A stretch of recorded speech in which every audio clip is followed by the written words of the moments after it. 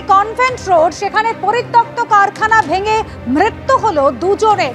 যেরকম জানা যাচ্ছে পুরনো অ্যাসিডের কারখানা ছিল এটি, এবং সেই কারখানা ভেঙে বিপত্তি ধ্বংসস্তূপের নিচে চাপা পড়ে দুজন নিরাপত্তা রক্ষী মৃত্যু হয়েছে। মর্মান্তিক দুর্ঘটনা এন্টালি কনভেন্ট রোডে।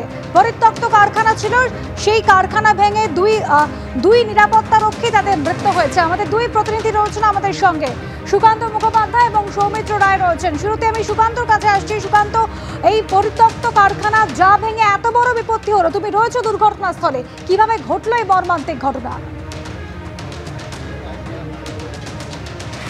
দেখো, সন্ধ্যা একেবারে 8টা সাড়ে 8টার পর এমনটাই কিন্তু ঘটনাটা ঘটেছে আমরা জানতে পারছি। 23 নম্বর কনভেন্ট রোড, যা এন্টালি থানা থেকে ঢিলছোড়া দূরত্বেই হচ্ছে এই মানে নির্মাণটাই রয়েছে। তুমি দেখতে পাচ্ছ যে পুরো যে বিল্ডিং সেটা আগাছায় ভরে গেছে এবং পুরোটাই কার্যত একেবারে ভগ্ন দশা। এবং এখানে একজন নিরাপত্তা রক্ষী, যার নাম হচ্ছে তোমার শাহিদুর রহমান, তিনি দীর্ঘদিন এখানে কেয়ারটেকিং এর কাজ করেন এবং তার সাথে দেখা করতে এসেছিলেন তার ভাই মুজিবুর রহমান।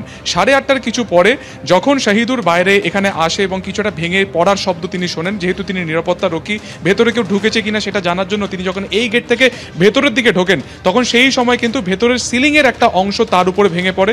এবং পরবর্তী সময়ে দাদার চিৎকার শুনে যখন ভাই মুজিবুর রহমান তিনি যখন ভেতরে যান, তখন বাকি যে পার্ট রয়েছে, অর্থাৎ ফ্লোরের যে বাকি ভাঙা অংশ রয়েছে, সেটাও কিন্তু তার ওপরে পড়ে। ফলত দুজনেই সেই ধ্বংসস্তূপের মধ্যে চাপা পড়ে যান। এবং সেই সময় শাহিদুর রহমানের স্ত্রী, তিনি ঢিলছোড়া দূরে যে বাড়ি রয়েছে সেখানটাতে তিনি ছিলেন। চিৎকার শোনার পরে তিনি সঙ্গে সঙ্গে এখানে চলে আসেন এবং তখন তিনি দেখেন যে তার দেওর এবং তার স্বামী দুজনই ধ্বংসস্তূপের নিচে চাপা পড়ে রয়েছে। গোঙানির শব্দ তিনি শোনেন। সঙ্গে সঙ্গে তিনি বাইরে যান।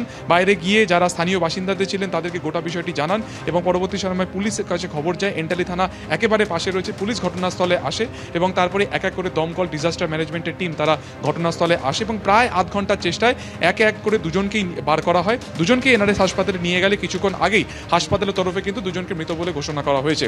কিছুক্ষণ আগে আমরা দেখলাম এখানে মেয়র ফিরহাদ হাকিম নিজে এসেছিলেন এবং তিনিও তারই নজরদারিতে কার্যত এই গোটা প্রক্রিয়াটা চলে। এবং তিনি যেটা জানিয়েছেন যে ভেতরে আর কেউ আটকে নেই এবং প্রায় 20 বছর আগে এই রাসায়নিক ফ্যাক্টরি বন্ধ হয়ে যায়। তারপর থেকে তুমি দেখতে পাচ্ছ বট গাছের পুরো ছেয়ে গিয়েছে বা আগাছাতে পুরো ছেয়ে গিয়েছে এই জায়গা। সম্প্রতি একটি সংস্থা এই ল্যান্ডটিকে পুরো কিনে নিয়েছিলেন এবং কিছুদিনের মধ্যে এখানে নির্মীয়মান কাজ শুরু হওয়ার কথা ছিল, কিন্তু তার আগেই এই বিপত্তি ঘটে যায়।